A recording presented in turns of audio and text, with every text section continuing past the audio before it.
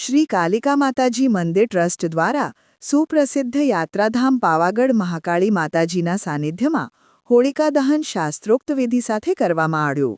હિન્દુ ધાર્મિક પરંપરાગત રીતે પૌરાણિક મહત્વ ધરાવે છે, જેમાં હોળિકા દહન ફાગણ સુદ પૂનમના દિવસે ઉજવાતો પવિત્ર તહેવાર, જે અનિષ્ટ પર સારાની જીત સાથે હોળિકા દહનને વસંત ઋતુમાં આગમનને ચિહ્નિત કરે છે.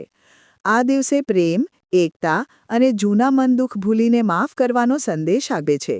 આ તહેવાર રાક્ષસરાજ હિરણ્યકશિપુ બહેન હોળિકાના દહનની ઘટના સાથે જોડાયેલો છે, જે દર્શાવે છે કે ભગવાન વિષ્ણુના ભક્ત પ્રહલાદની જેમ ભક્તિ અને સત્યનો હંમેશા વિજય થાય છે.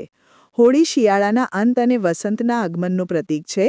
આ સમયે વાતાવરણમાં કેસુડાના રંગો અને આનંદ છવાઈ જાય છે.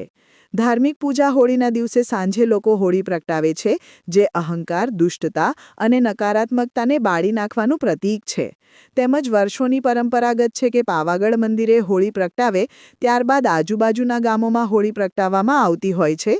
તે દરમિયાન ઉપસ્થિત કાલિકા મંદિર ટ્રસ્ટ પાવાગઢના ટ્રસ્ટી વિનોદભાઈ વરિયા, નરેશભાઈ પટેલ તેમજ Halol police DYSP Vijay Rathod, Pavagadh police station PI AB Vora તેમજ પાવાગઢ મંદિરના મેનેજર વિક્રમભાઈ પ્રતાપભાઈ, પાવાગઢ મંદિર કર્મચારીઓ ઉપસ્થિત રહ્યા હતા. સાથે સ્થાનિક બજારમાંથી વેપારીઓ, રહેવાસીઓ આવેલા દૂર દૂરથી માઈ ભક્તોએ હોલિકા દહન લાવો લીધો. ત્યાર ગામ લોકો હોલિકા દહનની પ્રદક્ષિણા કરતા હોય છે ને પૂજા અર્ચના કરીને માતાઓ, બહેનોને, વડીલોને, ભાઈઓ સાથે, નાના બાળકો સાથે પ્રદક્ષિણા કરતા હોય છે.